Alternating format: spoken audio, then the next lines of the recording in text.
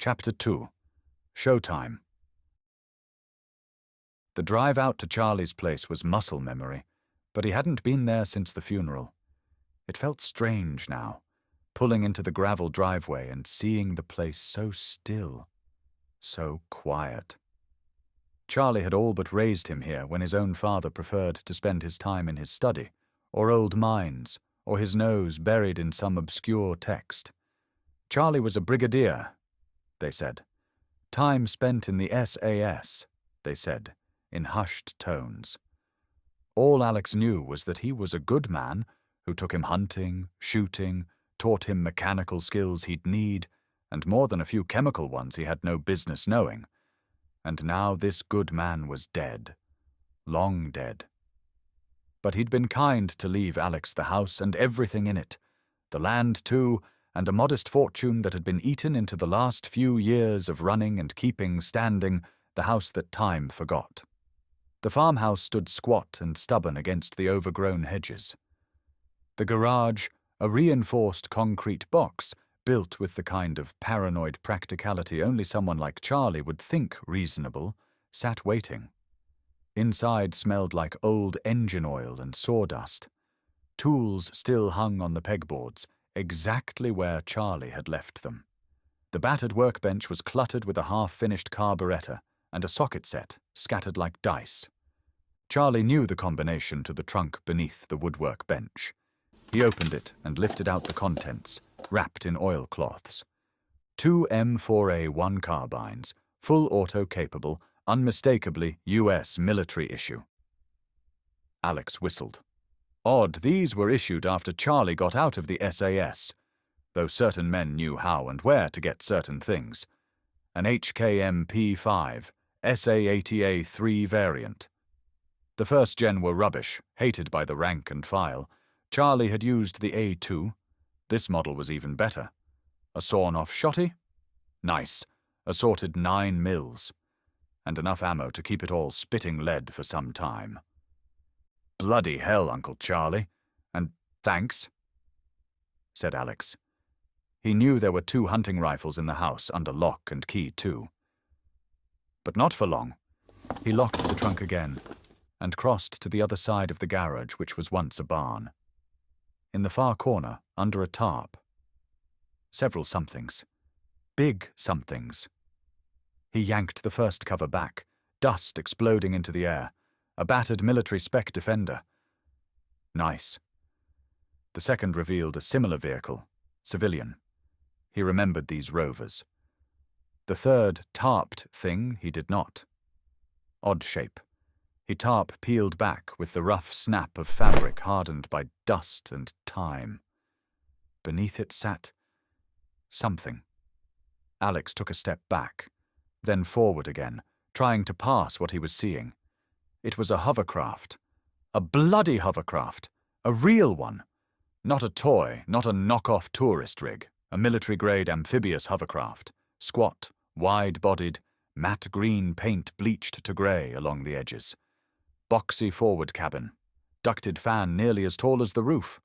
Twin jet intakes like something borrowed off a fighter plane's spare parts bin. Bloody hell, Uncle Charlie. Alex muttered, walking a slow circle around it. A data plate bolted just under the canopy caught his eye, half-sanded, but still legible. MOD Disposal, Lot 17, LCAC Elkhart, Recon variant. The interior was stripped but intact. Modular seating, tie-down points for gear or maybe a small vehicle, hardpoint welds where someone, probably Charlie, had bolted extra mounts for something. Storage bins, field repair kits, old ration boxes shoved against the bulkhead. Everything smelled of old oil, rubber, and stale diesel. Alex ran a hand along the aluminium frame, feeling the weight of it. The fan blades were intact. Skirt looked patchable. Hull was ugly but not terminal, overbuilt in all the right ways. Oh. His mouth pulled into a slow grin. Oh, I can work with this. 1,000 design problems began untangling themselves in his head. Structural reinforcement. Already solved. Amphibious access? Solved. Power distribution? Modifiable. Chassis integrity? Better than half the junk parked in the driveways of the neighbors. This wasn't a vehicle. This was a ready-made frame for a time machine. Alex stepped back, hands on his hips, and let out a low, incredulous laugh. Yeah, this'll do. Minibus sized. A ducted fan the size of a double door bolted onto the back. Scuffed, dented, but solid. A note was taped to the steering wheel, written in Charlie's unmistakable block-letter handwriting. Who needs roads anyway? His uncle's idea of a hilarious last gift? Alex let out a tight laugh. Uncle Charlie, you absolute lunatic. It was perfect. The modifications were brutal. 3 straight weeks of wrenching, welding, and swearing at tools that were older than he was. The fuel lines were cracked, skirt seals dry rotted. The thrust bearings screamed at him like 1,000 rusty banshees. Trying to Google for fixes without letting some 3-letter government agency know he had a military-grade vehicle and the other plans he had for it. But slowly, piece by piece, it came back to life. The next step was harder. Constructing the world's second-ever temporal drive, third if he counted the miniature he now used as a dashboard ornament in the hovercraft.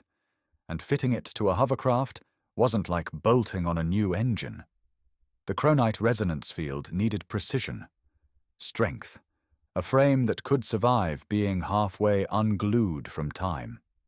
He started with the reactor vault, built according to George's specifications, with some 21st century upgrades, lead-lined, triple-reinforced, bolted directly to the chassis. Then came the conductor rings, copper-ringed tight around the fan assembly. Quartz stabilizer rods mounted on actuators along the frame to focus the chronometric waveguides, every inch of it soldered, welded, calibrated by hand. The fan itself became the heart of the system. A gyroscopic stabilizer for the temporal field. In propulsion mode, it worked like any fan. Pushed air, made the craft hover. But in temporal mode, it spun far beyond safe mechanical speeds. It could do this because once it reached chronometric threshold, it was no longer subject to any time frame's physical restraints. The copper coils would light up with fluxing pulses of light. The quartz rods would resonate, and the fabric of reality itself would start to bend into a temporal observation window that surrounded the craft in early tests, just as George Wells' notes described. Alex called it the Tau because sparkling bubble-time shield sounded a bit girly. But during brief tests it was near transparent and allowed him to observe the passage of time from within. Tools in hand, grease streaked up his arms, he was in his element. This, problem-solving, swearing at corroded fittings, coaxing dead machinery back to life. This he understood. A known quantity. The machine was simple. Bolts turned. Circuits flowed. Time. Time was the bastard here. And the one thing he couldn't wrench back into place was any sane version of his own future. The cockpit was simple. 2 seats, a fold-down third squeezed behind them if you were desperate or reckless. Tight, cramped, functional. Above the console, he painted in white block letters a simple reminder. Check your eyes, then check the LiDAR. Because the sensors weren't good enough. He realized it halfway through testing the field models. Neither George nor Henry had ever accounted for the fact that the world changes. The earth moves, buildings go up, rivers change course, land turns to sea, and if you dropped back into a point in time where there was now a wall, a tree, or a bloody mountain in your path, well, that was it. Game over. The prototype didn't care. It returned because the house was still there. The table in the exact same spot, and because his father had spent his entire life maintaining the room exactly as it was. But for a moving craft, re-entering a random point in time and space was suicide. So he improvised the shit out of it. He ripped apart a dozen high-end drones for their LiDAR systems, yanked ultrasonic rangefinders out of a wrecked Tesla. He bolted depth cameras salvaged from a warehouse robot onto the hovercraft's roof. It wasn't pretty, it wasn't elegant, but it worked. Mostly. It could scan the space around the hovercraft as it phased into a new time, map the terrain, check for obstacles, flag anything that might turn the craft, or him, into a smear of molecular paste. But it wasn't perfect. Heavy fog might throw it off. Dense rain could confuse the returns. Fast jumps years, decades a second, made the data blur into static, which meant the best, most reliable sensors were still the ones built into his own head. His eyes. He decided to install a small glass dome in the roof. If he was in doubt, he could use the old Mark I eyeballs. The time driver, the crystal-topped lever of the original machine, was genius in its simplicity. Alex kept the concept, a manual lever, but hooked it up to a digital display made of several high-end tablets embedded into a custom dashboard he made. Analog was so 19th century. Safer, not safe. The first test jump had been terrifying. A minute forward. Just a minute. The temporal observation window saved him. George's one stroke of absolute genius. The ability to throttle the time drive, to let the world outside blur and speed past, while the craft hovered slightly out of phase. Watch the landscape change. Check for danger. Then, when the coast was clear, drop back into reality. Sounded simple enough. The hum, the vibration, the world folding in on itself. The strange sensation of being slightly disconnected from everything. And then, with a gut-wrenching lurch, the snap back into the reel. The second jump, an hour, then a day, then a week. At 3 years, it nearly went wrong. A fence had fallen during that time, and the hoverskirt clipped into the broken timber when it phased back. Bent a thruster mount. Took 2 days to hammer it straight again. At 20 years, it went properly sideways. The LiDAR said the spot was clear. It lied. The hovercraft dropped out of the phase bubble 2 meters above a drainage ditch that hadn't existed when he left. The impact nearly snapped the frame, and very nearly snapped him with it. Repairs took days. Mentally, it took longer. The lesson was simple. Time travel doesn't forgive mistakes. By the end of the 3rd week of testing, it was as ready as it was ever going to be. The guidance systems were refined, triple redundant checks, manual overrides, every inch of wiring tested and retested. But it still wasn't safe. It never would be. The journals sat open on the dash. George's last entry stared back at him. 802,701. It wasn't a number anymore. It was a question. Sitting in the cockpit, thumb resting on the throttle, Alex stared at the numbers glowing on the dash. 802,701. It didn't look like a year. It looked like a death sentence, or a lottery ticket. Either way, nobody sane would do this. Alex sealed the reactor shielding, flipped the fuel pumps, spun the gyro assembly by hand. The copper rings around the fan began to hum, the quartz rods glowing pale blue. The fan ramped up faster, faster, far beyond propulsion speed into a scream of air and electricity. The air shimmered, the world outside bent. Trees grew and died in seconds. Rivers shifted course, buildings rose, crumbled, vanished. Stars wheeled like fire across the sky. The Chrono-Craft lifted on its cushion of air, and then, with a pulse of light and a crack of thunder that no one would hear for another 800,000 years, it was gone. The engine screamed. The Chrono-Craft lurched as the stabilizers kicked in, inertial dampers spooling against forces no human body was ever meant to endure. Outside the observation bubble, the world blurred. Buildings decayed in reverse. Trees collapsed into seedlings. Streets cracked, filled, vanished. Horse-drawn carts flickered into cars, into emptiness, into jungle. The sky twisted from blue to grey to sulphurous yellow. The sun shifted on its arc, swelling imperceptibly, burning hotter. Alex gritted his teeth, fingers gripping the control yoke tight enough to turn his knuckles white. Numbers scrolled wildly on his screens. 100 years per second. It was insane, terrifying, beautiful. The world died and was reborn and died again in the span of breaths. Mountains eroded like sugar under a blowtorch. Rivers shifted, coastlines collapsed.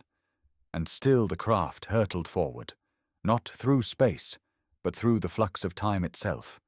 The hum of the field wavered, a deep bass note that vibrated not in the air but in his teeth, his bones. Then, with a final judder, a lurch like hitting an invisible wall, the phase field collapsed. The Chrono-Craft dropped into reality, hard. Dust sprayed out in a circle as the fan spun down. Alex gasped for breath, blinking against the sudden stillness. The world was wrong. The date read 802720. Shit, he muttered. 19 years after George. Was he even still alive? He thought he had better control of the time drive lever. He had the option to digitally input the date, but after several bumpy tests, he decided to manually control the descent back into normal time with less accurate results. The sky outside was darker. The sun, heavier, redder, lower. The unfiltered air smelled thick, sweet, cloying. Massive trees bent under their own weight, leaves translucent and veined like stained glass. The grass underfoot was pale, almost silver, shifting in slow waves like the surface of an ocean. An environment utterly untouched by the hands of human encroachment. A ripple of laughter escaped his throat, half awe, half panic. Well, he grunted, popped the canopy. Well, certainly not Kansas. Priority 1, camouflage, fast. Priority 2, he considered, looking around him at alien, almost tropical England. Charlie's place was an hour outside of London by car. He'd have to navigate to the approximate point where the house had been, and, according to notes, where most of George's adventure had occurred. He'd surely find him there, right? An overland crossing wouldn't be a problem, but it was getting dark, and he didn't want to waste fuel driving, hovering, around in the dark, or time fuel just to jump into the next day. He was sure he would need every gram. He decided he'd camo the craft and recon the area before settling down for the night. He jumped down, yanking the camo net from the storage compartment, hauling it over the hull. It was a poor fit. The netting wasn't designed for this scale, but it was better than nothing. Almost done, he said to himself. He realized he had gotten used to talking to himself these last couple of years. Was he going crazy? He grinned at his introspection. Movement flickered at the corner of his eye. Okay, was he really going crazy now? No, it was fast, deliberate. Figures in the trees. They moved with speed, purpose, no hesitation, no warning. He considered the guns, stowed on board. Had he time? A sharp whip of something around his knees, a weighted bolo-like object. His legs folded, and he hit the dirt hard. Wait! Hey! He cried, shaking off the immobilizing cord that bound him and racing to scramble up the side of the craft. If he could just reach a whip! A pole cracked down on his head. Hands grabbed, feet kicked. In seconds he was down, pinned, dragged. A crude net thrown around him. He didn't even get a proper look, much less a swing at them. Dragged through alien foliage, half blinded by the dirt in his eyes. Alex's brain scrambled between a dozen bad plans and worse regrets. Brilliant, Wells. Really nailed it. Come to the future. Get jumped by what? Beautiful tree people? Didn't even get to shoot anyone first. He bit down the panic. Survival first, questions later. Charlie would be rolling his eyes so hard right now.